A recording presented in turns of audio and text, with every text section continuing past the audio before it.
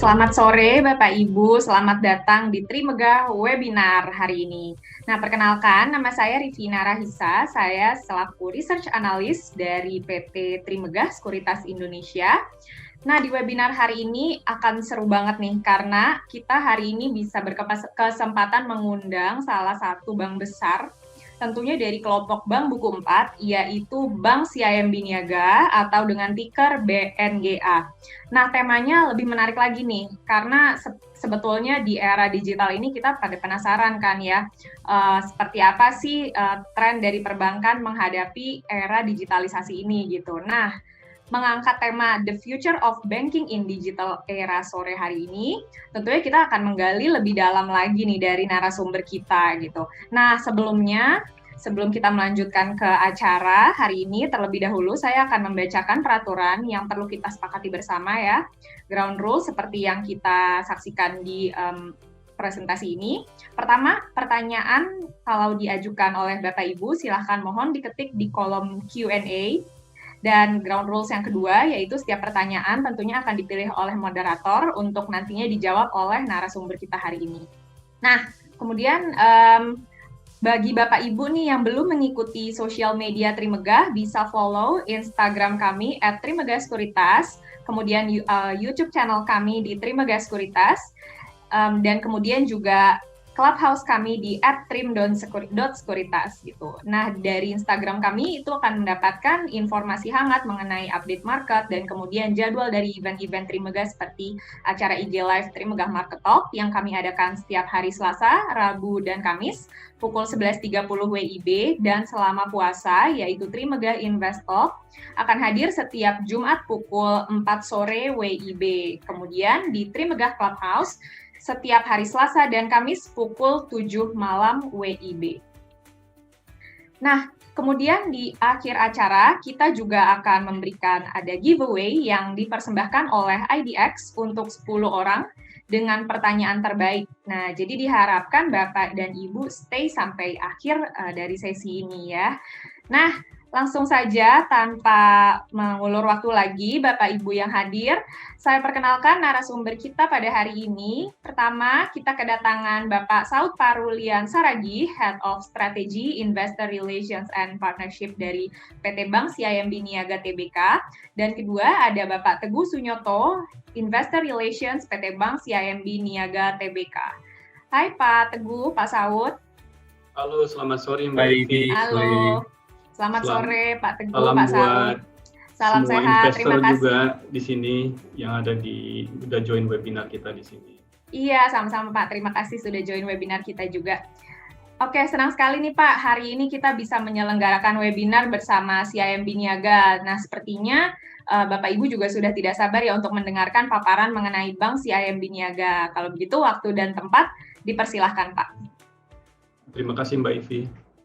Ya, terima kasih sekali lagi Mbak Ivi dan selamat sore rekan-rekan investor semua. Salam sejahtera buat kita semua.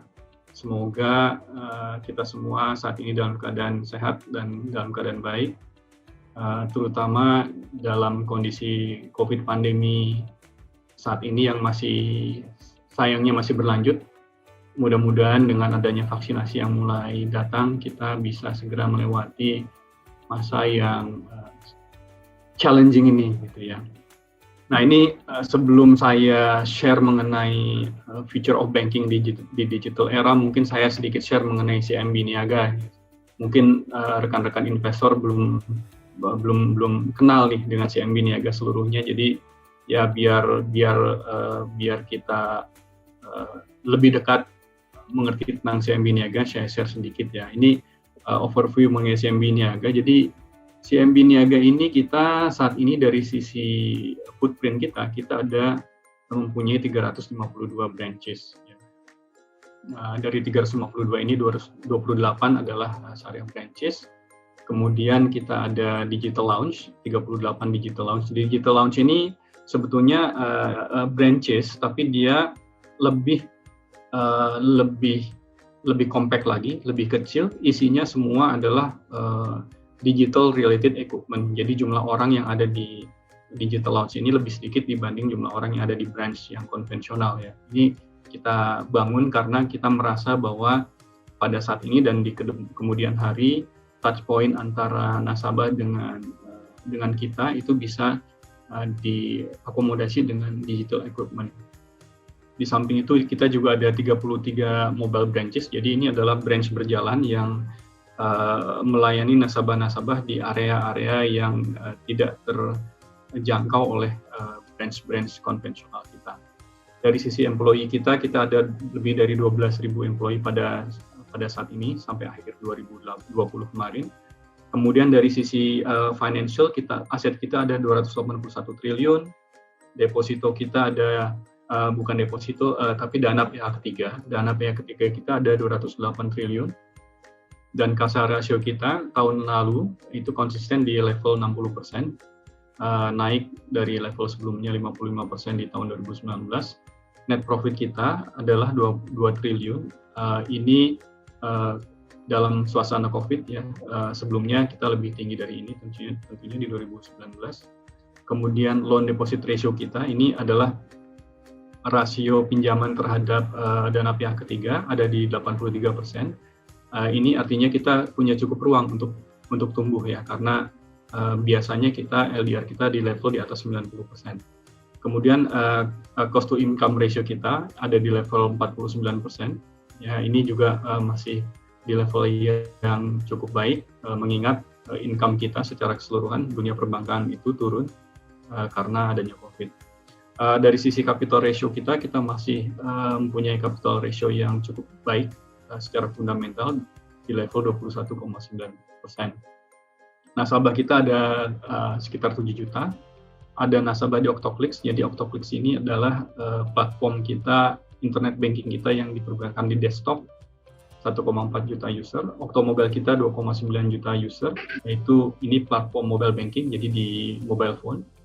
Ada rekening ponsel. Rekening ponsel ini adalah e-money kita, e-money CM ini ada 4,8 juta user. Dan Biz Channel adalah platform internet banking kita, tapi untuk nasabah perusahaan. Kita memiliki sekarang 42.000 user di Biz Channel. Nah, visi kita sebetulnya sebagai bagian dari CMB Group kita mempunyai visi menjadi leading Asian company di ASEAN tentunya.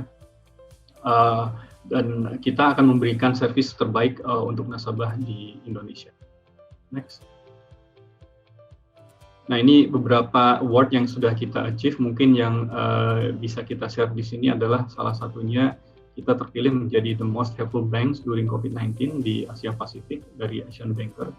Kita juga mendapatkan Digital Transformation and Cloud Native Development Award dari Red Hat APAC. Terus kemudian juga dari sisi resiko juga kita menjadi House of the Year, jadi Asia Risk Award 2020. Yang lainnya Bapak-bapak dan Ibu-ibu bisa lihat sendiri. Next. Nah, dari sisi fundamental ini mungkin saya rasa saya mulai dengan strategi kita, karena ini yang akan menghubungkan antara digital, di mana sih digital ini dalam strategi kita. Ini saya mungkin luangkan sedikit waktu untuk menjelaskannya. Jadi aspirasi kita di sini sudah jelas, kita ingin menjadi bank pilihan buat nasabah di Indonesia, baik nasabah perorangan maupun nasabah korporasi. Kemudian aim kita adalah kita akan deliver financial return yang sustainable ya. Di sini kata sustainable itu penting untuk dikemukakan, karena ini berarti bahwa return kita akan berkelanjutan gitu, tidak hanya one time saja. Nah, yang playing to our strength, yang pertama ini, di sini adalah pilar, ya kita sebutnya pilar, sebenarnya ada 5 pilar di sini. Pilar playing to our strength adalah pilar di mana kita memilih bisnis yang menurut kita akan menjadi fokus kita. Gitu. Nah, dalam hal ini kita memilih bahwa fokus kita ke depan adalah 2 segmen, yaitu segmen consumer, retail, dan segmen SME, atau kita sebut di internal kita adalah emerging business banking. Kenapa kita pilih dua segmen ini? Karena kita tahu bahwa kita mempunyai, secara historis kita mempunyai kekuatan di dua segmen ini. Itu satu hal ya. Ini nanti kita bisa lihat terbukti dengan financial performance kita di dua segmen tersebut. Yang kedua adalah karena kita melihat untuk consumer segmen, kita melihat potensi pertumbuhan kedepannya sangat baik. Karena kita punya di Indonesia, kita punya middle income population itu akan increase ya, akan naik. Itu artinya bahwa populasi yang membutuhkan layanan finansial akan semakin banyak. Di samping itu juga kalau kita lihat penetrasi produk-produk yang selain saving seperti misalnya asuransi dan wealth management produk itu juga masih rendah di Indonesia ya dibandingkan dengan negara-negara Asia Tenggara lainnya.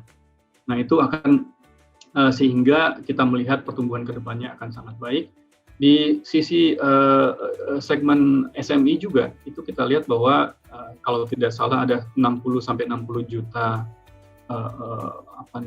SME sekarang atau UKM ya, usaha UKM, usaha kecil dan menengah, mikro kecil dan menengah di Indonesia. Dari sekian banyak itu hanya 12% yang punya akses ke finansial atau ke perbankan ya, ke produk perbankan. Nah, artinya bahwa besar sekali juga di situ potensi untuk tumbuhnya. Nah, untuk yang kedua, expanding CASA franchise, ini CASA sebetulnya adalah current account, saving account, jadi ini adalah dana murah. Jadi semakin banyak dana murah, proporsi dana murah yang kita miliki dibanding total dana pihak ketiga, artinya semakin rendahlah dana biaya yang kita keluarkan untuk mendanai pinjaman kita. Ya. Nah ini kita berhasil juga lakukan peningkatan CASA rasio kita sehingga biaya untuk dana pihak ketiga kita juga semakin turun sehingga profitabilitas kita semakin baik. Satu, profitabilitas kita semakin baik. Yang kedua adalah dengan dana yang murah, ini artinya kita juga bisa lebih memilih konsumen-konsumen atau nasabah-nasabah peminjam karena dengan margin yang sehat kita masih bisa memilih nasabah-nasabah yang baik dibanding kalau misalnya kita punya biaya itu mahal sehingga kita terpaksa memilih nasabah-nasabah yang lebih beresiko. Gitu. Nah itu yang poin nomor 2, CASA franchise. Yang poin nomor 3, disiplin cost management. Di sini kita selalu memperhatikan cost kita ya dari sisi struktur cost kita untuk memastikan bahwa kita dalam kondisi yang sehat ya. Nah ini nanti akan saya share juga sedikit apa yang kita sudah lakukan sehingga cost kita ini dalam kondisi yang cukup baik pada saat ini, terutama pada saat kemarin terjadi dan sekarang masih terjadi COVID-19 pandemi ini. Kemudian selanjutnya pilar keempat adalah kapital kita dan risk culture kita. Nah di sini kita berhasil tentunya mengelola risiko kita sehingga walaupun pada tahun lalu 2020 karena COVID-19 agak sedikit naik ya secara keseluruhan dunia perbankan seperti itu, akan tetapi masih dalam tahap di mana kita masih bisa kendalikan. Kemudian nomor 5 ini yang mungkin terkait dengan pembicaraan kita pada sore hari ini, jadi penggunaan information technology. Nah kalau bapak-bapak, ibu-ibu perhatikan nanti bahwa leveraging information technology ini akan berimbas kepada tadi 4 pilar yang lainnya. Jadi untuk playing to our strength, dengan kita mempunyai informasi atau analytics tentang segmen-segmen tertentu, kita jadinya tahu apa yang kita bisa tawarkan kepada segmen tersebut. Itu untuk pilar nomor 1. Untuk pilar nomor 2, dengan adanya digital platform kita, nasabah-nasabah kita akan menggunakan platform kita sehingga dana nasabah-nasabah tersebut akan tetap berada di bank kita di CIMB Niaga. Demikian juga dengan melakukan robotics, contohnya kita bisa mengeliminasi proses-proses yang tidak perlu diganti menjadi robotics, itu akan menurunkan biaya juga. Ini untuk pilar nomor 3. Dan pilar nomor 4, dengan kita mengerti nasabah-nasabah kita, ya, jadi kita bisa tahu ada early warning bahwa nasabah A kira-kira mungkin akan bermasalah, kita coba approach untuk memperbaiki bisnisnya misalnya. Atau ketika kita memberikan memberikan pinjaman, kita akan memberikan keputusan yang lebih baik dengan adanya data analytics yang kita miliki. Itu kira-kira sedikit penjabaran mengenai 5 pilar yang ada ini. Nah, pilar pertama di sini kalau kita lihat, saya pilih 2 saja di sini adalah mortgage atau KPR. Kita lihat mortgage kita dari 2016 sampai 2019 bertumbuh setiap tahun sekitar 12%. 2020 agak sedikit menjadi anomali karena adanya COVID-19, tapi bapak-bapak dan ibu-ibu bisa lihat bahwa masih tetap naik ya untuk KPR kita. Nah, SME, kenapa kita growing KPR? Karena KPR ini adalah adalah pinjaman yang jangka waktunya itu panjang, ya, stabil, dan juga ada kolateralnya berupa rumah atau apartemen di sini ya. Kemudian hal yang lain yang kita juga akan dapatkan dari KPR ini adalah cross selling. Jadi nasabah yang punya KPR tentunya nasabah yang pada suatu saat tertentu akan memiliki uang yang berlebih yang mungkin akan dipergunakan untuk investasi. Jadi kita bisa cross selling dengan nasabah-nasabah yang ada di mortgage ini. Nah, yang di bawah adalah SME yang segmen kita yang jadi fokus kita juga. Di sini kita lihat bahwa dari mulai 2016 sampai 2019 kita growing dengan CAGR 25%. Ini yang cukup baik juga, dan kita sebetulnya kalau tidak ada COVID-19 mungkin traction-nya akan terus bertambah. Sayangnya tahun lalu ada COVID-19 sehingga kita lebih berhati-hati dalam memberikan pinjaman. Nah, selanjutnya pilar kedua kita lihat di sini kasa kita tumbuh dari mulai 2015 sampai 2018 itu 6,3%, tapi sejak 2018 sampai 2020 ini tumbuhnya lebih cepat lagi, hampir 2 kali lipatnya, 11%. Nah, ini kenapa ini terjadi? Salah satunya adalah karena digital platform kita, yang nanti akan saya share. Kemudian dampaknya kemana? Nah, dampaknya kita lihat di situ adalah di yang garis warna hijau ya, itu adalah cost of fund, jadi dan biaya pendanaan kita turun dari mulai 5,4 menjadi 3,67 di 2020. 2019 agak sedikit naik karena pada waktu itu memang BI rate-nya juga naik. Terus kemudian selanjutnya di pilar ketiga, kalau kita lihat juga di sini, mungkin kalau bapak-bapak ibu-ibu perhatikan di 2019 ke 2020, itu terjadi penurunan biaya dari 8,2 triliun menjadi 8 triliun. Ini kita lakukan untuk mengoptimalkan biaya kita, dan sehingga dengan melakukan hal tersebut, cost income ratio kita bisa pertahankan di 49%, walaupun tentunya bapak-bapak dan ibu-ibu tahu bahwa secara keseluruhan pendapatan dunia perbankan turun ya. Jadi walaupun income turun, tapi cost income ratio itu masih kita bisa pertahankan. Jadi cost kita ikut turunkan juga. Nah, itu saya rasa yang sudah kita lakukan di pilar 3, disiplin cost management. Dari sisi preservation of capital kita masih healthy ya, masih masih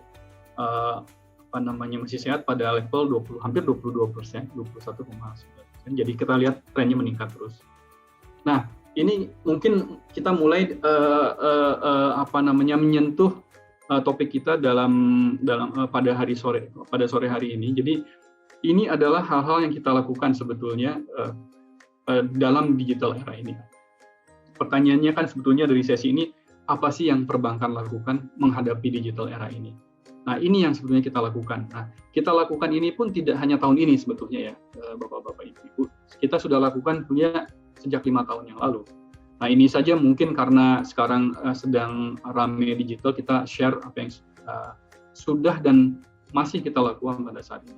Yang pertama adalah IT capabilities. Jadi sebelum kita masuk ke building digital capability, kita harus pastikan bahwa fundamental kita itu kuat untuk mendukung perkembangan digital. Yang kita lakukan apa?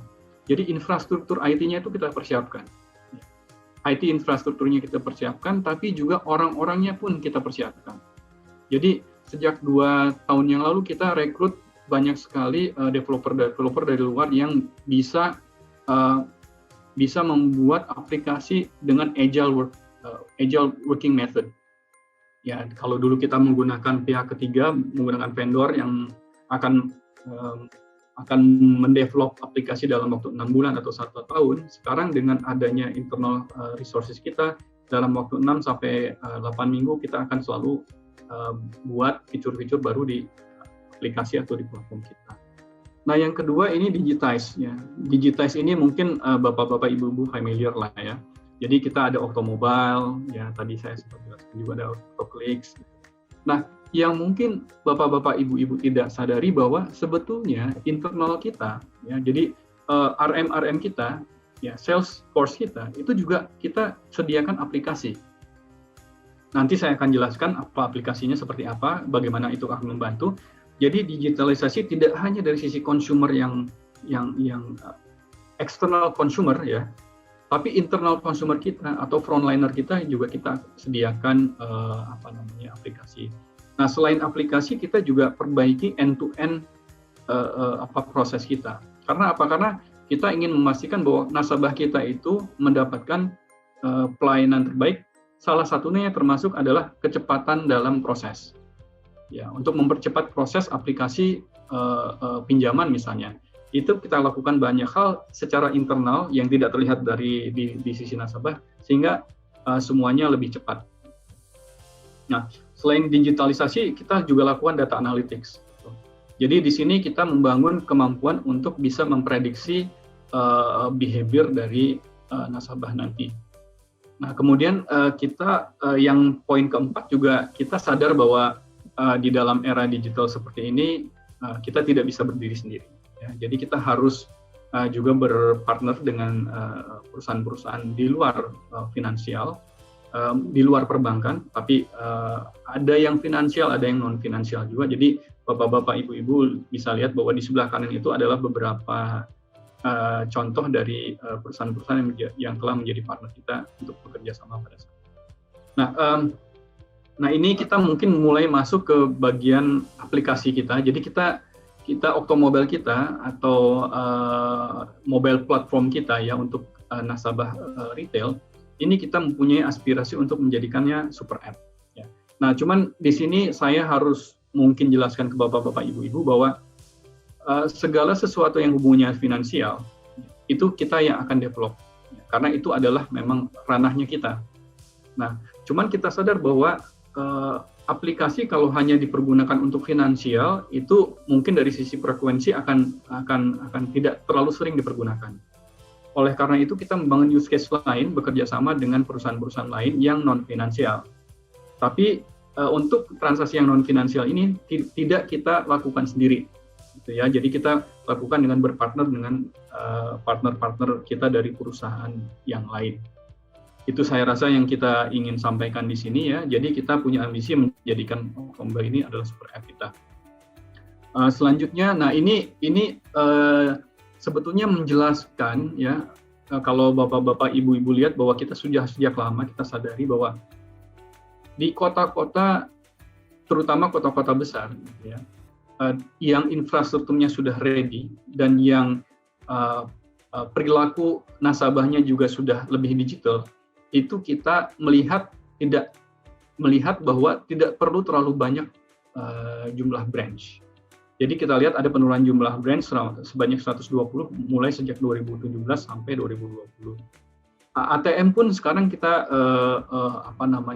kurangi ya, karena orang-orang nasabah bisa menggunakan mobile atau menggunakan laptop atau komputer mereka untuk melakukan transaksi. Dan kita lihat di sebelah kanan, paling kanan, bahwa transaksi kita pada Desember 2020 itu lebih dari 95% itu menggunakan channel selain cabang. Jadi sudah terlihat di sini bahwa semakin lama orang nasabah-nasabah ini melakukan transaksi di luar cabang, jadinya menggunakan mobile phone mereka, menggunakan internet mereka, dan seterusnya. Selanjutnya, nah ini juga beberapa informasi yang bisa kita share mengenai digital kita. Jadi kita lihat dari sisi Octomobile sendiri, itu dari tahun ke tahun selalu bertambah jumlah usernya. Sekarang jumlah usernya ada di 2,9 juta orang. Nah, kalau kita lihat pertambahan transaksi, ya, transaction value-nya di sini lebih tinggi lagi. Ya. Kita lihat bertambah 83%. Jadi transaksi dari nasabah itu semakin banyak dilakukan di Octomobile ya. karena pertambahan jumlah usernya itu lebih rendah, atau mungkin pertambahan value-nya lebih tinggi dari pertambahan jumlah usernya. Nah, di bawah itu kita bisa lihat juga ada 80% transaksi. Jadi ini transaksi menggunakan channel digital ya. Kita lihat bahwa di Octomobile sekarang itu 80% sisi installment. Jadi sisi installment itu kalau bapak-bapak, ibu-ibu berbelanja misalnya, terus kemudian ingin mengkonversi tagihan kartu kreditnya menjadi cicilan misalnya, itu bisa dilakukan menggunakan Octomobile, langsung di Octomobile. Nah, itu 80% transaksi konversi dari tagihan kartu kredit menjadi cicilan tadi itu dilakukan di Octomobile. Lebih dari 50 transaksi FX, jadi jual beli mata uang asing, itu juga dilakukan di Octomobile. Terus kemudian dari sisi booking deposito juga dari sisi jumlah transaksi ya, 90% jumlah transaksi itu dilakukan juga melalui Octomobile. Jadi ini memperlihatkan bahwa semakin lama semakin penting perannya digital channel ini. Next. Nah, ini mungkin saya sedikit perlihatkan video tentang Octomobile kita.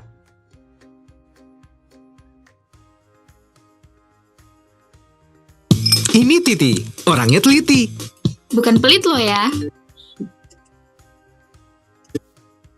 Cuma penuh perhitungan aja. Untung Titi bisa transfer kemana aja tanpa kena biaya. Beneran? Beneran lah. Tuh, lihat si Aman. Dikit-dikit jangan. Dikit-dikit jangan. Untung Aman bisa cashless bayarnya. Dan pilih sumber dananya. Beneran. Beneran, Octomobile banyak bisanya, bisa semaunya. Beneran, download Octomobile dari CIMB Niaga.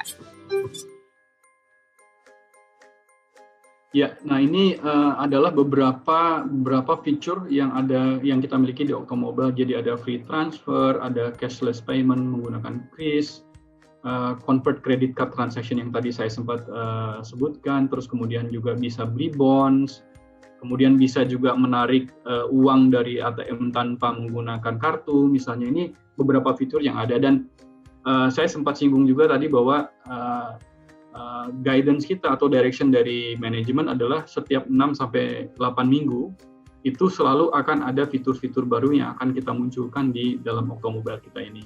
Karena kita sekarang memiliki resource internal yang bekerja secara agile. Nah, selanjutnya, ini yang mungkin Octomobile beberapa bapak-bapak, ibu-ibu, sebagian dari bapak-bapak ibu sudah mengenal ya. Octomobile mungkin menjadi nasabah kita juga. Yang mungkin tidak terekspos keluar adalah internal kita, seperti saya tadi sebutkan juga, kita membuat aplikasi juga. Di sini kita sampaikan mengenai OctoSmart. Nah, OctoSmart ini apa? Ini aplikasi yang dipergunakan oleh RM kita, relationship manager kita atau sales staff kita yang melayani nasabah perorangan. Ya. Jadi ini di-launch di September 2019, itu dulu namanya Salesforce Tools, tapi kita sekarang sebut sebagai OctoSmart. Nah, yang dilakukan oleh apa yang bisa dilakukan oleh aplikasi tersebut.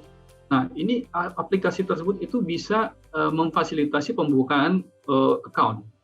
Jadi kalau misalnya zaman dulu itu RM datang ke nasabah, mereka bawa aplikasi dalam bentuk hard copy misalnya.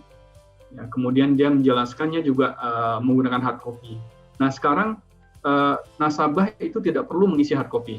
Jadi nanti akan diisikan oleh RM-nya di dalam aplikasi OctoSmart tersebut. Kemudian di situ juga nanti ada kalkulator yang akan menghitung misalnya cicilannya berapa dan seterusnya. Nah, di SMI modul yang sebelah kanan bawah itu kita bisa lihat juga bahwa ada loan simulator gitu ya, ada lending aplikasi juga bisa didapatkan di situ. Kemudian ada early recognition watchlist. Jadi kalau misalnya saya sebagai RM punya nasabah, kalau misalnya nasabah saya ini kira-kira ada sedikit penurunan dari sisi salesnya misalnya, itu bisa tercermin di dalam OctoSmart ini. Nah, itu kira-kira yang OctoSmart. Octobench ini juga serupa sebetulnya, cuman Octobench ini dipergunakan oleh RM atau sales staff kita yang melayani nasabah-nasabah perusahaan. Ya, karena nasabah perorangan sama nasabah perusahaan tentunya yang perlu diketahui oleh RM berbeda tentunya. Ini kita sediakan, mungkin next. Nah, ini adalah kapabilitas yang ada di dalam aplikasi tersebut. Jadi lead generation sama cross-selling ini artinya adalah RM itu bisa mendapatkan leads perusahaan-perusahaan yang dia bisa follow up. Jadi secara periodik akan diberikan list dari perusahaan-perusahaan yang bisa dia datangi untuk menjual atau untuk menawarkan layanan kita miliki. Kemudian ada account planning, di situ juga dia bisa merencanakan visit mereka ke klien misalnya. Kemudian juga ada reminder dan alerts di situ, ada policy-nya, ada kalkulator juga, ada monitoring juga, misalnya cicilannya apakah tepat waktu dan seterusnya. Nah, di situ termasuk juga ada RM performance management, jadi RM bisa tahu performance mereka pada suatu waktu tertentu seperti apa. Ini juga penting sebetulnya buat kita dari sisi manajemen untuk tracking dan driving ya, untuk memonitor dan juga mendrive RM untuk mencapai target mereka. Itu yang Octobench ya. Nah, ini yang lain juga mungkin bapak-bapak, ibu-ibu juga mengetahui bahwa di dunia perbankan ini banyak sekali proses-proses yang volumenya besar ya, terus kemudian repetitif, tapi sebetulnya tidak memerlukan decision making gitu ya. Jadi ini lebih ke mechanical ya. Nah, dulunya sebelum ada robotics ini dilakukan oleh manusia. Tentunya ada beberapa ada beberapa keterbatasan, misalnya keterbatasan waktu, keterbatasan akurasi dan seterusnya. Nah, dengan implementasi RPA ini robotics ini bisa bekerja 24 jam, 7 hari ya, kapanpun, terus kemudian juga lebih akurat ya, lebih konsisten dan lebih reliable juga. Sehingga kita bisa mengalokasikan sumber daya manusia kita, teman-teman kita ini kepada pekerjaan-pekerjaan atau proses yang lebih value added ya buat bank. Di sini ada 43 proses yang tadi sudah di-cover oleh robotics. Nah, kemudian evolution dari analytics kita sebelum 2018 itu sangat konvensional. Ya, sekarang kita sudah mulai masuk ke big data dan machine learning, dan kita rencananya tentu akan mengarah ke prescriptive analytics di kemudian hari. Selanjutnya, nah ini mungkin final slide sebelum video ini adalah contoh dari yang tadi saya sampaikan digital lounge kita ya. Yang sebelah kiri ini adalah digital lounge kita yang di kampus. Kita lihat bahwa kita menyediakan fasilitas bukan hanya untuk transaksi perbankan, tapi kita menyediakan fasilitas juga untuk mahasiswa menggunakan tempat kita untuk berdiskusi misalnya.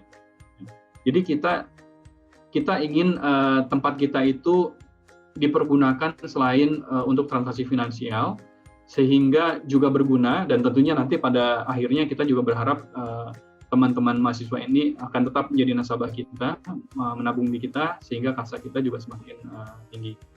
Nah, yang di sebelah kanan ini baru kita coba juga adalah digital lounge di residential area. Nah, bapak-bapak, ibu-ibu, mungkin next saya akan perlihatkan video, tidak akan lama, kalau nggak sampai akhir juga tidak apa-apa, tapi saya ingin menyampaikan bahwa banyak sekali sekarang orang-orang yang berbicara bahwa kita sudah melakukan agile, kita sudah melakukan agile ya. Nah, yang saya ingin sampaikan di sini, yang saya ingin perlihatkan di sini adalah ini loh bukti bahwa kita sudah lakukan gitu ya. Bukan hanya bicara saja, tapi buktinya sudah ada. Ini mungkin bapak-bapak, ibu-ibu bisa lihat dari video berikut.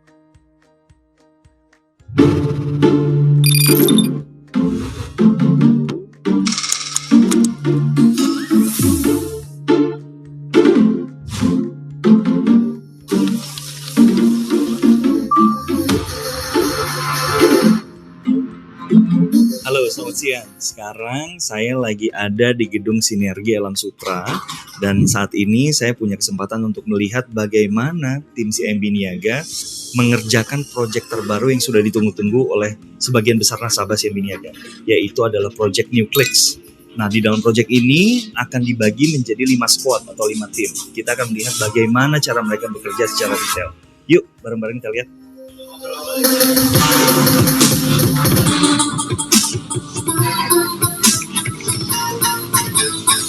Tim yang ini namanya adalah Zero Gangs. Tim ini punya tanggung jawab untuk membuat fitur-fitur seperti login page, homepage, sampai dengan my account.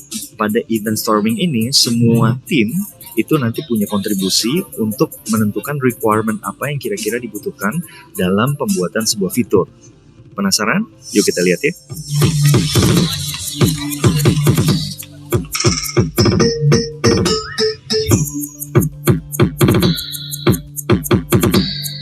Nah ini Bapak-Bapak Ibu, Oke, tim berikutnya adalah kita juga punya Invisible. satu Nah, tempat tim sendiri Invisible ya, ini tugasnya adalah untuk membuat apa namanya, fitur-fitur teman-teman bill yang payment dan bekerja juga ya. purchase. Kita lihat yuk. Dan kita desain dengan Ini dia yang sangat namanya The Invisible. berbeda daripada Truly The tempat-tempat Invisible. Gak kelihatan. lain di Gak ada yang bercanda. kantor kita. Mereka sebetulnya ada di sebelah sana. Kita lihat ya. Mereka sedang melakukan kegiatan yang namanya retrospektif.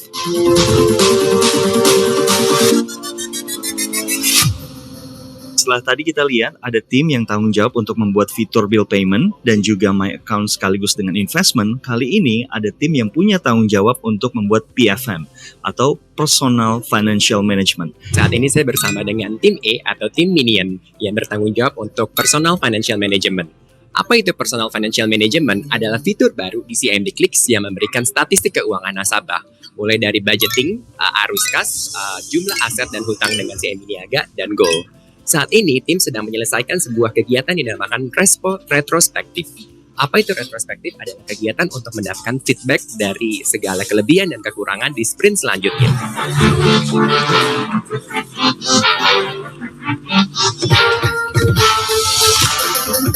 Saya rasa mungkin sudah cukup ya, tapi setidak-tidaknya Bapak-Bapak, Ibu-Ibu sudah melihat Saat ini kita beralih apa ke yang, tim C atau kita Ceria lakukan yang di bertanggung jawab untuk jasa fitur berikutnya. pembelian dan top up untuk CIMB Clicks. Saat ini tim sedang melakukan suatu aktivitas yang dinamakan definition of done.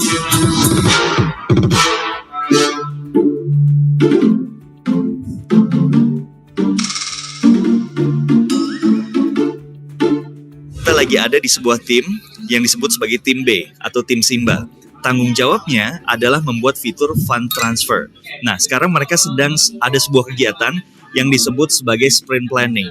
Sprint planning ini adalah kelanjutan dari event storming yang sudah dilakukan sebelumnya. Dari event storming, mereka akan mendapatkan yang namanya requirement yang cukup banyak. Lalu di dalam sprint planning ini akan ditentukan skala prioritasnya. Mana yang harus dilakukan terlebih dahulu dan diselesaikan dalam satu sprint ke depan.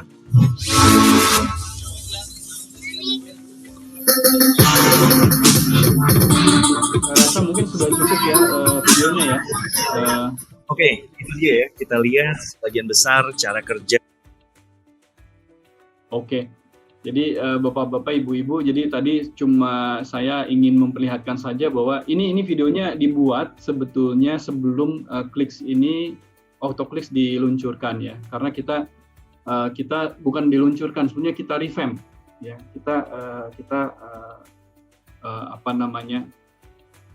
Kita perbaiki platformnya di tahun lalu ya, dan ini dilakukan semua oleh internal resources kita. Nah, itu dibuat sebelum kita launch. Itu saya rasa. Mungkin demikian dari saya, dari sisi presentasinya. Mungkin kalau selanjutnya saya serahkan kepada Mbak.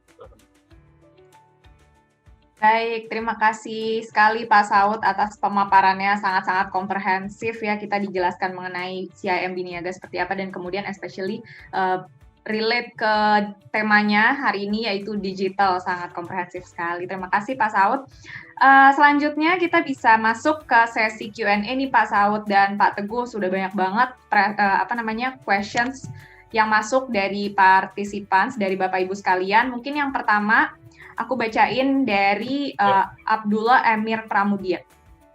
Pak, apakah ada rencana Bank CIMB Niaga untuk kerjasama dengan salah satu fintech? Dan kalau ada, itu dalam bidang apa? Kemudian, ini saya satukan ya dengan pertanyaan lainnya. Adakah startup atau e-commerce juga yang bekerja sama dengan BNGA. Nah, ini mungkin lebih ke penjelasan mengenai presentasi Pak Saud mengenai Super App tadi ya Pak Saud ya. Ya. Kemudian pertanyaan kedua, apakah ada rencana Bank CIMB Niaga untuk mendirikan bank digital terpisah seperti layaknya Bank BCA gitu dengan Bank BCA digitalnya, atau kemudian dibandingkan dengan BRI dengan Bank BRI Agronya. Seperti itu Pak Saud.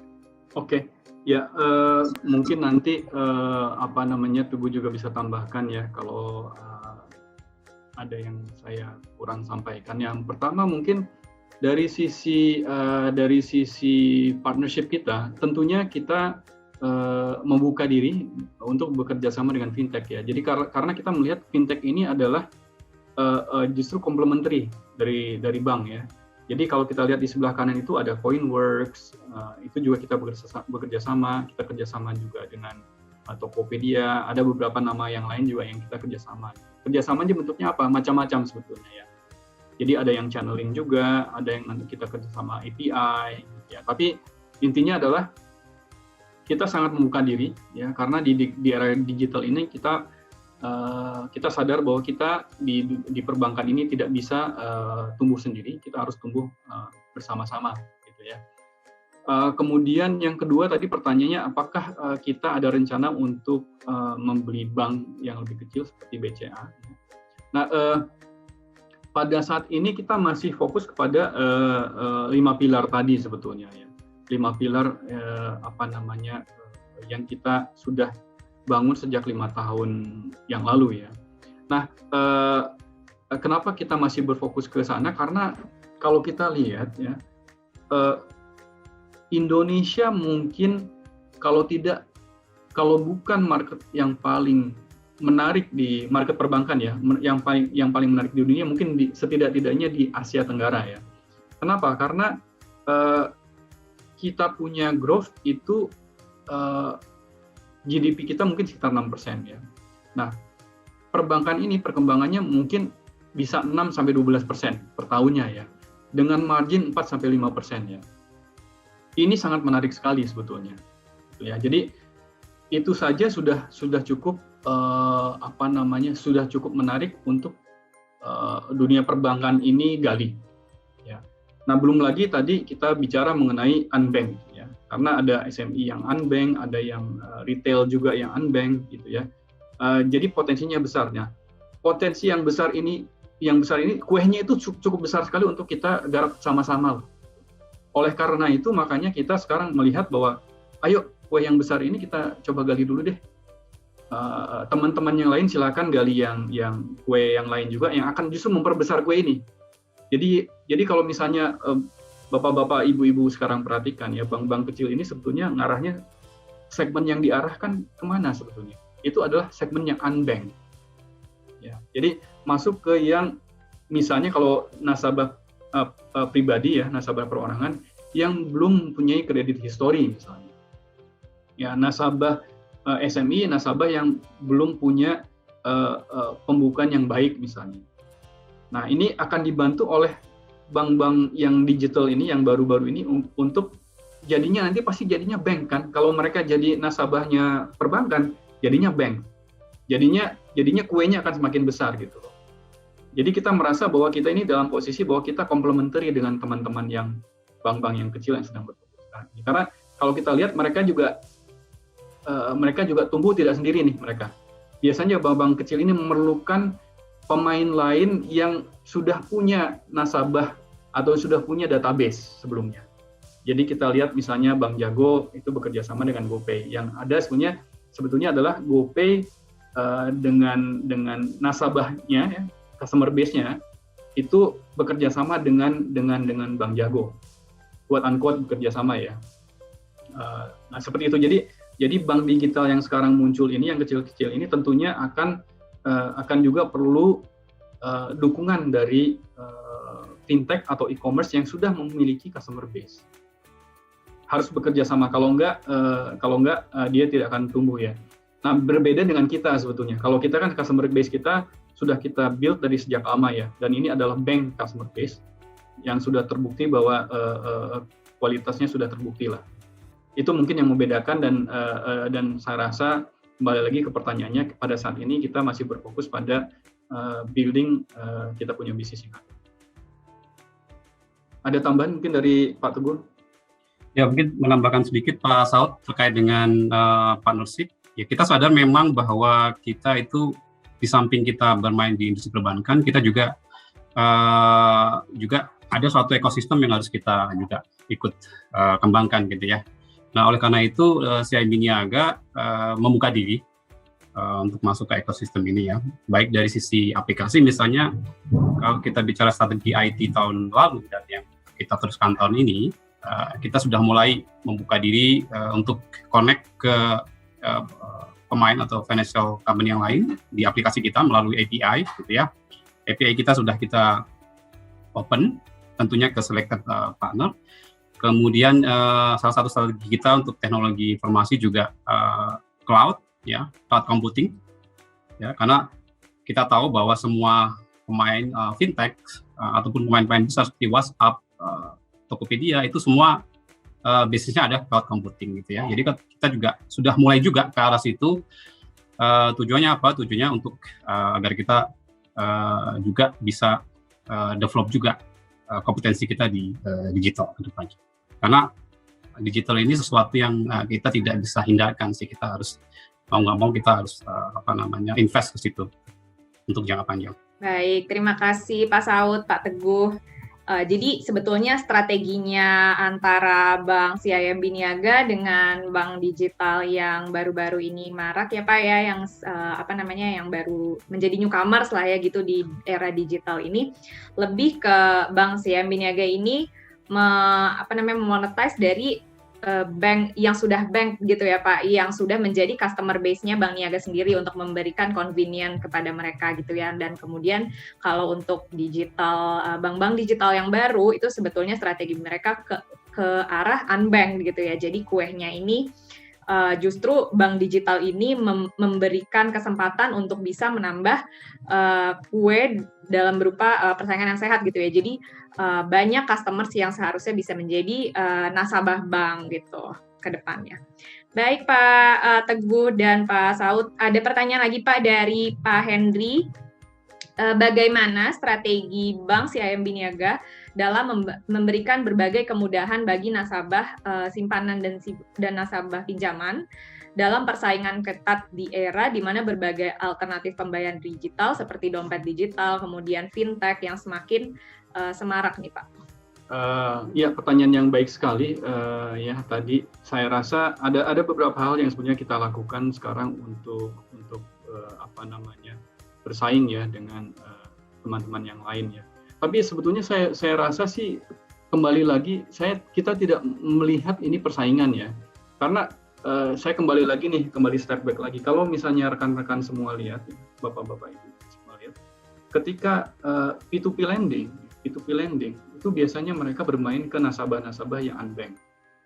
Ya, sehingga biasanya pricing-nya juga beda lah dengan yang diberikan oleh bank. Ya kan, jadi profil dari customer-nya berbeda dengan yang profil customer yang kita miliki.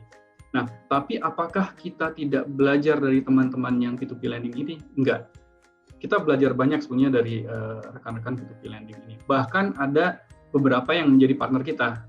Karena P2P lending ini kan mereka perlu financing kan. Mereka perlu dana untuk disalurkan kepada nasabah mereka. Dan kita mempunyai dana yang murah. Ya, jadi kita bisa bekerja sama dengan mereka. Nah, itu adalah salah satu kelebihan kita. Ya, jadi tadi cost of fund tadi, KASA tadi. Nah, itu memberikan kita peluang untuk profitabilitas yang lebih tinggi. Karena kita sudah dipercaya oleh nasabah juga menggunakan fasilitas pembayaran misalnya atau fasilitas transaksi yang lain yang ada di platform digital kita, sehingga mereka menjadikan itu sebagai sebagai faktor ketika memilih platform digital. Sehingga dengan mereka memilih kita dan masuknya di saving ya, bukan di deposito ya, karena convenient yang kita berikan, sehingga dananya kan lebih murah. Jadi itu satu, dana lebih murah gitu ya dibanding fintech yang lain. Yang dari sisi lending ya dari sisi pinjaman. Yang kedua adalah proses. Nah ini yang kita juga sekarang, nah ini kita belajar tentunya dari P2P lending itu kan cepat sekali ya prosesnya ya. Apply, terus kemudian mulai disburse, kemudian nyampe ke akunnya mereka itu cepat sekali. Nah ini kita sekarang sedang perbaiki, sedang kita improve ya, sehingga kita maunya kita juga baik dari sisi speed-nya.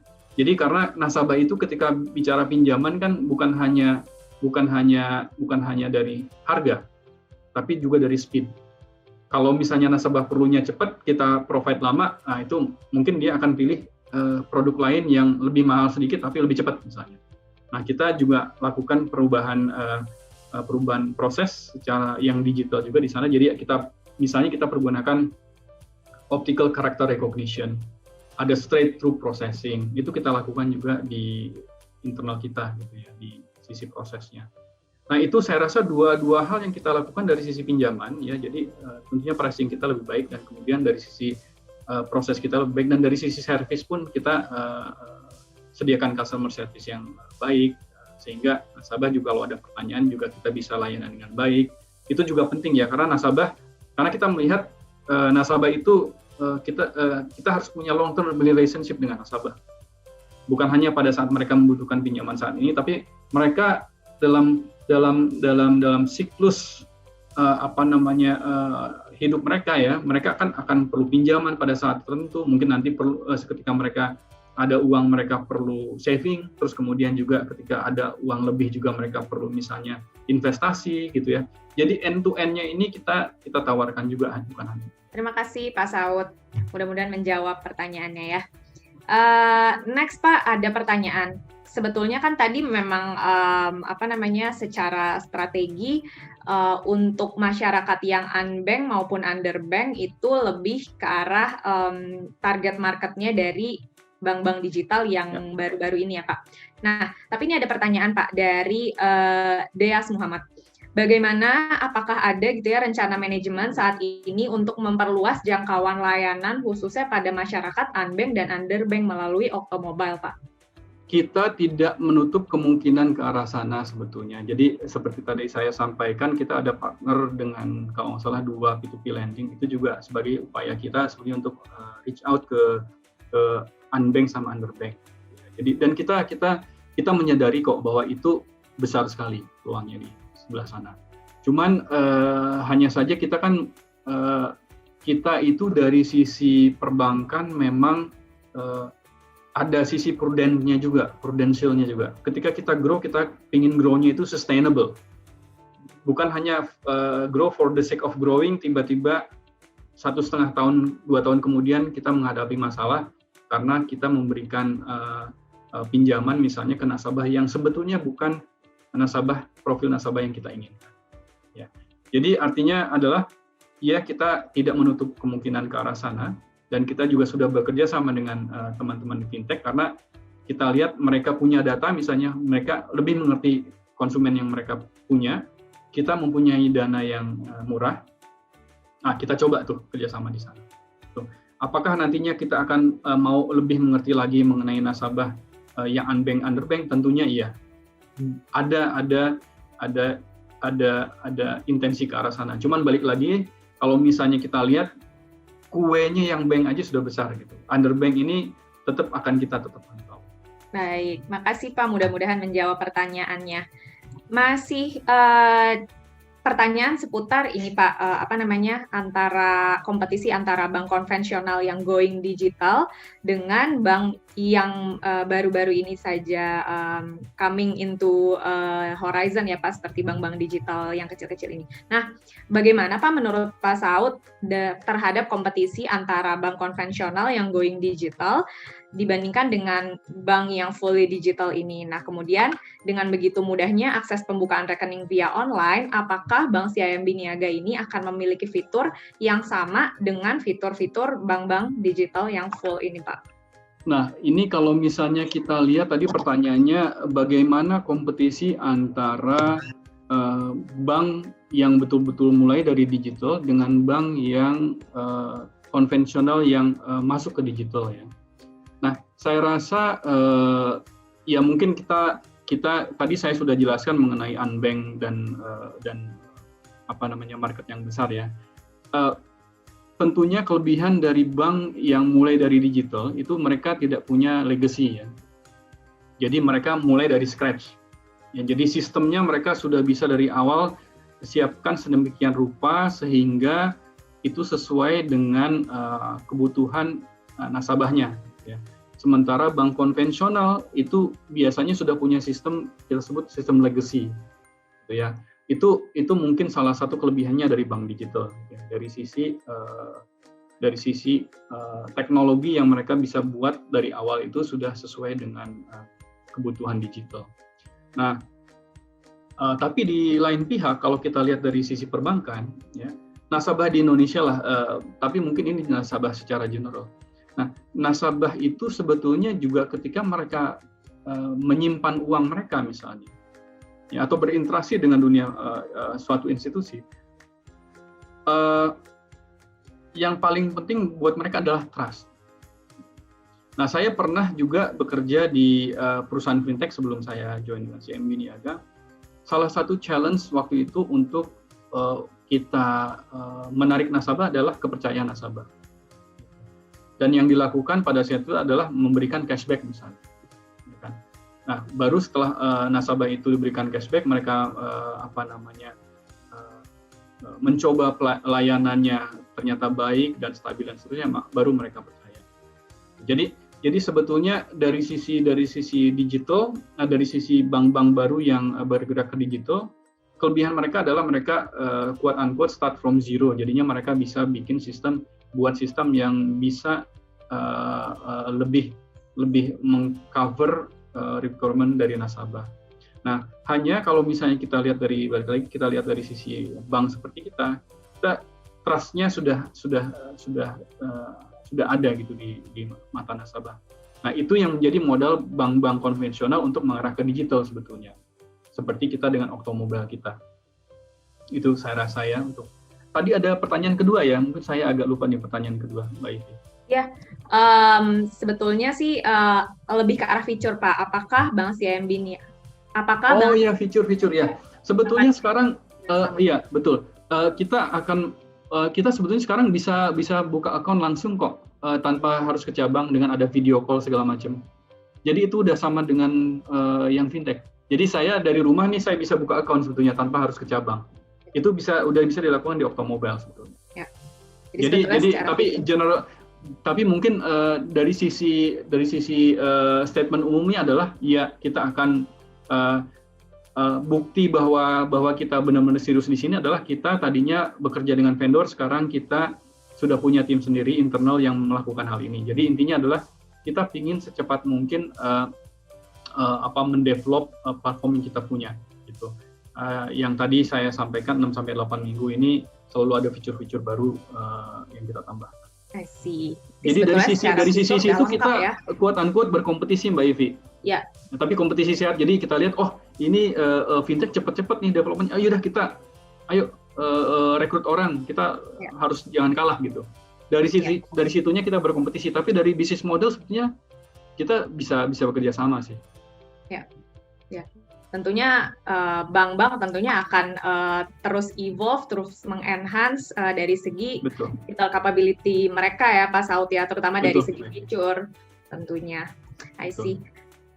Pak, next question. Ini mungkin lebih dari point of view risk-nya nih, Pak.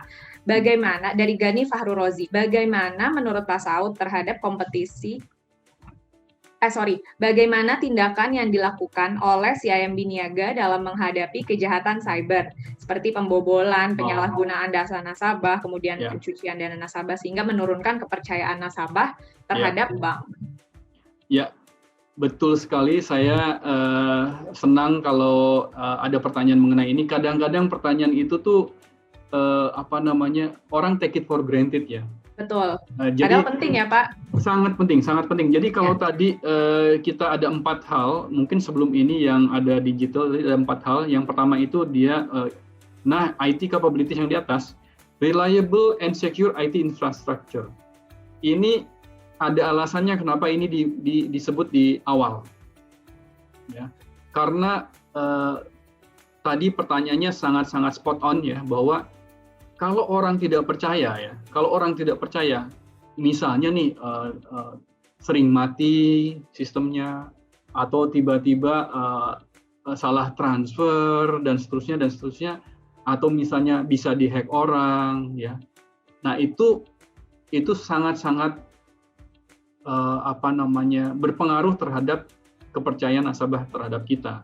Makanya kenapa capabilities ini, specifically IT infrastructure, itu kita sebutkan pertama kali. Termasuk di sana adalah sekuritas, ya, IT security, cyber security tentunya. Jadi it's very very important, on top of our mind sekarang. Apalagi karena COVID-19 kan orang bertransaksinya lebih banyak digital ya. Nah itu lebih lagi kita lebih pay attention lagi ke sana. Kita ada senior person spesifik untuk handle security. Ya, mungkin nambahin sedikit Pak Saud kalau boleh. Ya, ini kita memang sangat serius di bidang security management system ini. Salah satunya kita buktikan sebenarnya kita sudah menerima sertifikasi ISO 27001 tahun 2013 itu sejak awal tahun ini Januari. Jadi kita udah certified nih untuk information management system kita. Jadi kita memang aware dari awal bahwa infrastruktur termasuk di dalamnya adalah information management system, security dan sebagainya itu merupakan core kompetensi yang memang harus dimiliki terlebih dahulu sebelum kita lebih dalam gitu ya kita implement digitalisasi. I see. Jadi tentunya ada risk management di bidang cyber security-nya itu sendiri dong tentunya ya Pak ya. Oke, next question Pak dari Henry Hutahayan. Di satu buku Bank 4.0 berpendapat bahwa katanya ke depan itu bank terbesar di dunia adalah perusahaan teknologi gitu. Jadi bukan bank. Nah, bagaimana pendapat Pak Saud atau Pak Teguh mengenai hal ini Pak? Kemudian pertanyaan kedua, apakah di masa depan nanti bank bisa mempertahankan fungsi perbankan konvensional agar tidak dapat digantikan oleh lembaga keuangan lainnya? Very general ya Pak ya pertanyaannya. Iya, yang pertama tadi mungkin saya jawab dulu. Saya rasa pada saatnya nanti ya teknologi sama finansial itu tidak bisa dipisahkan. Jadi kalau zaman dulu kan kalau kita banking itu ya zaman mungkin perbankan mulai dibentuk kan sebenarnya based on paper ya, paper base ya, mungkin nggak perlu teknologi. Terus kemudian uangnya juga disimpan di brankas dan seterusnya. Sekarang itu saya agree bahwa di kemudian hari yang akan leading di financial itu adalah perusahaan yang punya kapabilitas di dua tempat itu. Jadi financial capability-nya ada, technological capability-nya ada. Apakah perusahaan tersebut adalah bank atau technology company, itu tergantung dari mana yang cepat untuk adopsi, cara saya. Jadi ini kan ada dua sisi nih ya. Technology company itu mengarah ke financial company atau banking itu memperbaiki diri mengarah ke teknologi. Jadi ini menurut saya sih cepet-cepetan nih. Ya siapa yang nanti bisa benar-benar mengcover dua kapabilitas ini. Jadi financial capability-nya ada, technological capability-nya ada. Nah, kita berharap tentunya kita menjadi salah satu yang bisa bersaing lah di bidang dua bidang tersebut. Jadi financial-nya ada, technological capability-nya juga ada. Sorry tadi pertanyaan keduanya saya nggak sempat tangkap nih. Ya, apakah di masa depan bank dapat mempertahankan fungsi perbankan agar tidak digantikan oleh lembaga keuangan lainnya, Pak? Iya. Saya rasa terkait dengan tadi pertanyaan pertama ya, kalau kita di perbankan ini bisa betul-betul beradaptasi dengan baik ya dengan perubahan teknologi, ya. Kemudian kita tidak memisahkan nih antara finansial dan teknologi itu menjadi satu, saya rasa kita masih bisa kok. Ya. Ada pepatah juga ya Pak, too big to fail gitu ya Pak. Jadi bank-bank besar ini ya seharusnya bisa terus keep up terhadap sektor. Dan kelebihan kita Mbak Ivi di bank-bank besar ini kita itu udah ada proving modelnya kan. Ya. Maksudnya proving modelnya adalah kita sudah menghasilkan profit nih. Ya. Nah ketika kita sudah menghasilkan profit itu kita bisa pergunakan untuk investasi. Ya jadi kalau kita lihat dari sisi portfolio ya kita ada satu portfolio yang udah proven nih. Kalau kita mau membangun portfolio yang lain kita ada pelurunya lah ya. Itu mungkin salah satu juga yang membuat perbankan itu salah satu positive point dari perbankan. Got it, Pak Saud. Pak, next question dari Gani Fahru Rozi. Bagaimana proses sosialisasi CIMB Niaga terhadap inovasi super apps yang sudah dijelaskan tadi, Pak? Nah, pada saat ini, target atau fokus Bank CIMB Niaga itu lebih ke sektor apa itu, Pak? Oke. Nah, dari sisi komunikasi, ya ini salah satu komunikasinya sebetulnya.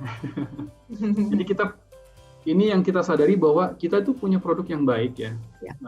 Tapi kita harus lebih keluar untuk menjual produk kita ya, sehingga orang itu aware bahwa ternyata kita tuh punya loh produk yang baik gitu, yang bisa dipergunakan oleh nasabah-nasabah kita atau calon-calon nasabah kita gitu ya. Jadi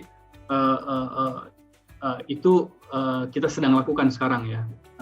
Ya mudah-mudahan dengan ada sesi-sesi webinar yang sekarang dimotori oleh Trimegah ini juga akan membantu hal-hal tersebut. Tentunya kita juga ada lakukan event-event yang kita lakukan sendiri, ada launching feature, terus kemudian kita lakukan juga sosialisasi di cabang-cabang kita, kalau misalnya nasabah datang itu atau ke customer service kita ketika telepon, itu juga kita lakukan lah ya. Jadi semua usaha kita lakukan. Nah, untuk sektor saya agak kurang jelas ke arah mana pertanyaannya, cuman kalau misalnya saya bisa sampaikan kembali tadi dari 5 pilar tadi. Pilar pertama adalah playing to our strength. Jadi sektor yang atau segmen yang kita fokuskan adalah segmen nasabah perorangan dan segmen nasabah UKM atau SME. Atau kita dalam bahasa kita bilang emerging business banking. Itu di pilar nomor 1. I see. Siap. Mudah-mudahan menjawab Pak Saud. Oke, next question Pak. Ini pertanyaannya sedikit kita back to basic Pak. Apakah dari Richard Akira, apakah ada perbedaan mendasar Pak antara digital banking, online banking, dan mobile banking? Nah kalau ada, itu contohnya seperti apa Pak? Mungkin ini juga bisa memberi satu refreshment untuk partisipan. Iya. Di sini. Nah ini mungkin saya ini definisi dari saya ya. Nah, saya mulai dulu dari tadi digital banking, online banking, sama satu lagi apa? Mobile banking. Nah, mungkin saya mulai dari yang lebih general dulu ya, online banking. Jadi sebetulnya yang namanya online banking adalah perbankan atau transaksi yang kita bisa lakukan atau yang bisa nasabah lakukan dengan menggunakan fasilitas online. Jadi bisa dilakukan lewat komputer, lewat mobile device, apapun equipment-nya, tapi bisa dilakukan online tanpa datang ke cabang. Nah, itu online ya, jadi menggunakan daring lah ya, menggunakan daring. Terus kemudian mobile, nah apa mobile banking? Mobile banking adalah online banking tapi menggunakan mobile app, jadi menggunakan aplikasi. Nah, kalau zaman dulu kan, atau sekarang juga mungkin bisa ya, kita bisa misalnya masuk ke www.banka.com misalnya ya, itu bukan bentuk aplikasi ya, tapi dia bentuknya di internet base gitu ya, web base. Kita lakukan transaksi. Apakah itu online banking? Iya, betul itu online banking. Tapi itu bukan mobile banking, karena basisnya bukan aplikasi. Jadi kalau mobile banking itu kita harus download aplikasinya dulu, seperti Octomobile itu mobile banking. Ya. Octoclicks itu internet banking, masuk online banking juga, tapi dia bukan dalam bentuk aplikasi di mobile. Itu perbedaan antara online banking sama mobile banking. Nah, kalau digital banking dari definisi saya itu lebih luas daripada online sama mobile. Jadi digital banking adalah perbankan yang end-to-end-nya itu dia menggunakan digital semua. Jadi istilah mungkin kalau misalnya kita tarik garis ekstrimnya ya, tanpa ada branch dia perbankan semua fasilitasnya bisa dilakukan oleh digital misalnya. Itu garis ekstrimnya ya. Jadi perbankan yang tidak memerlukan branch itulah adalah digital banking.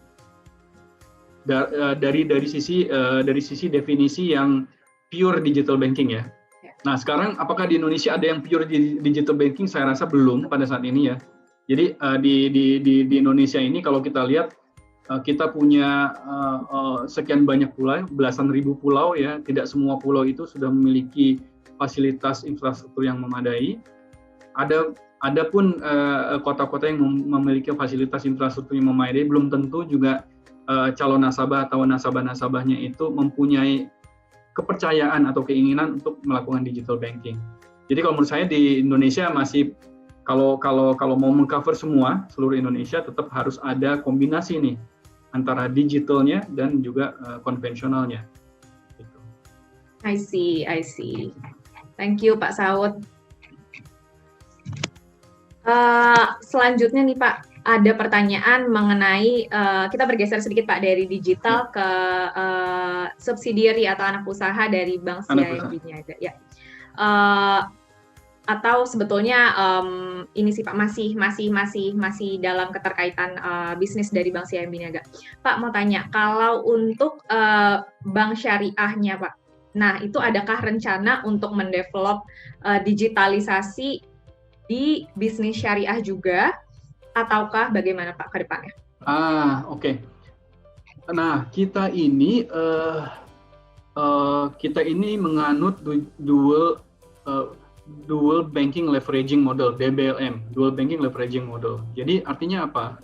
Artinya di CIMB Niaga itu apapun yang kita miliki itu sudah mengcover syariah. Jadi misalnya nih Oktomobile, apakah kita perlu Oktomobile syariah? Oh, tidak perlu. Kenapa? Karena di dalam Oktomobile itu sudah ada produk-produk syariah. Ya.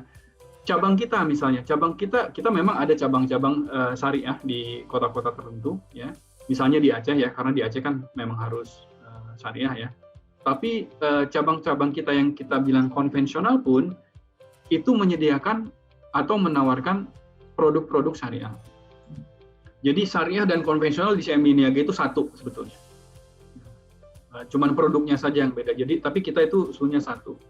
Jadi tidak perlu dipisahkan ada Oktomobile syariah sendiri atau Oktopus syariah sendiri.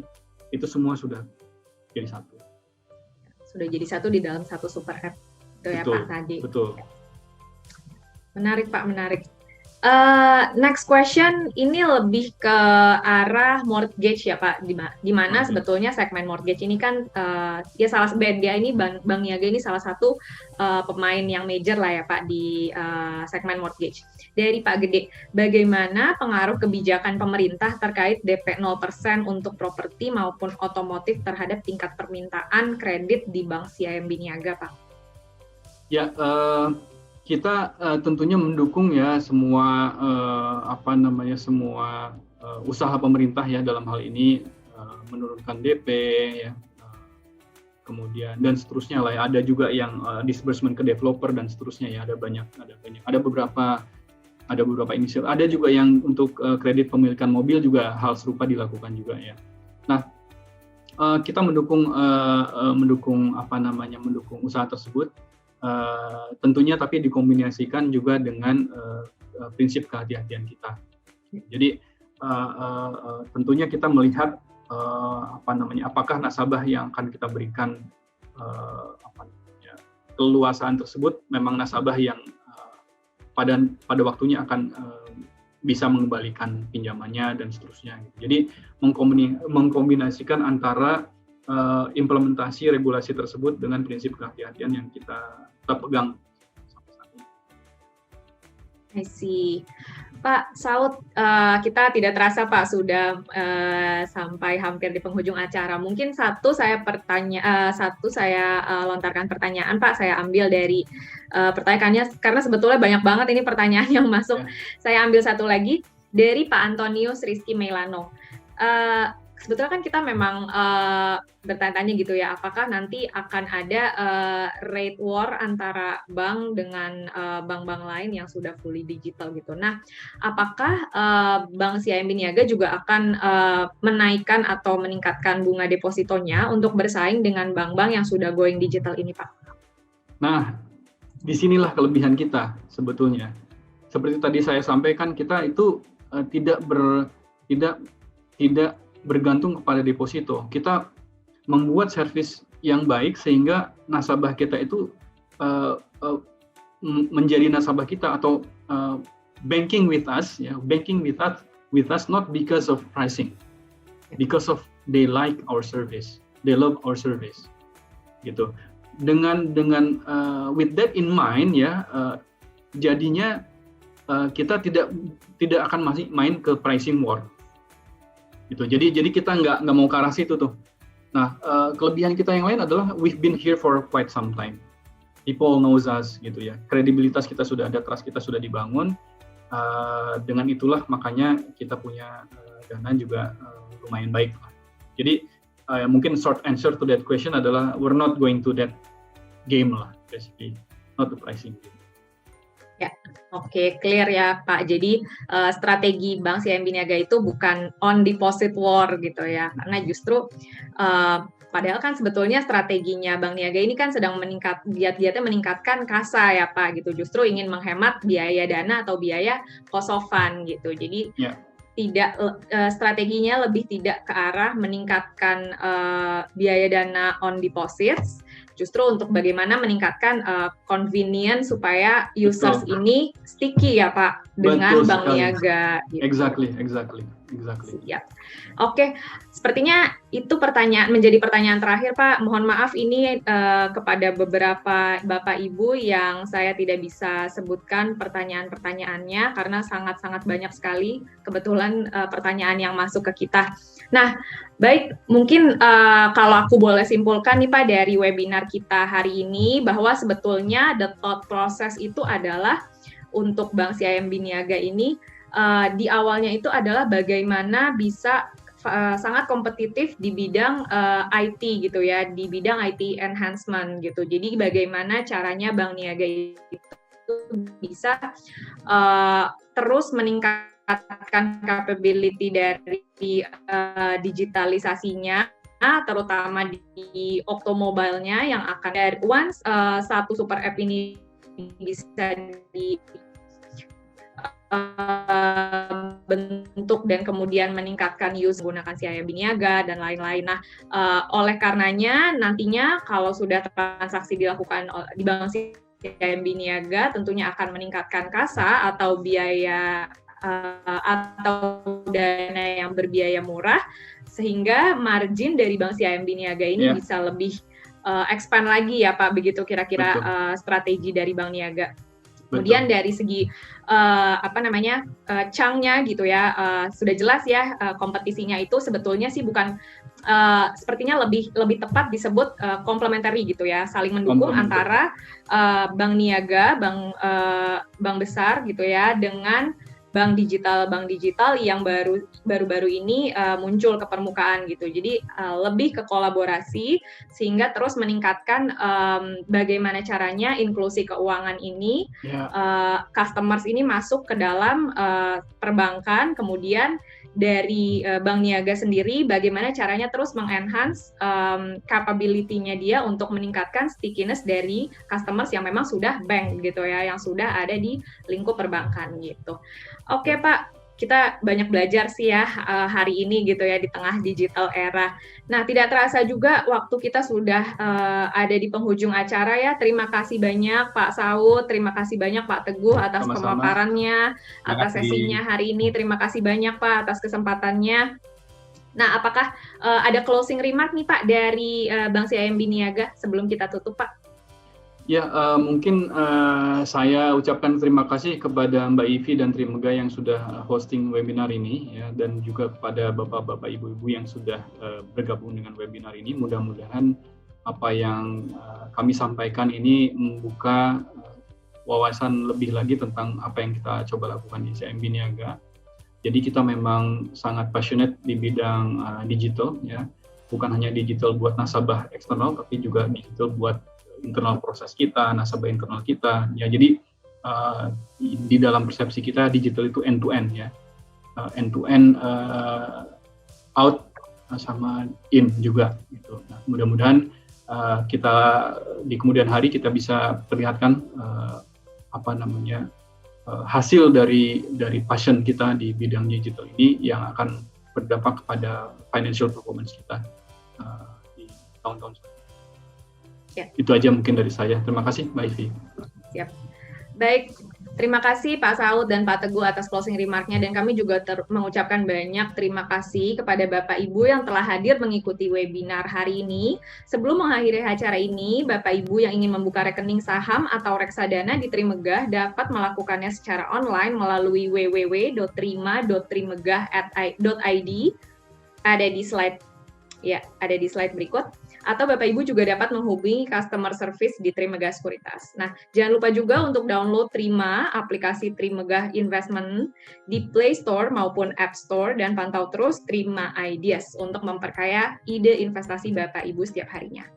Dan Trimegah Sekuritas juga menyediakan portal belajar online Trimegah e-learning atau TEL yang dapat diakses oleh Bapak Ibu secara gratis di website www.tel.co.id ya. Di TEL ini kami menyediakan materi yang disusun secara terstruktur melalui playlist.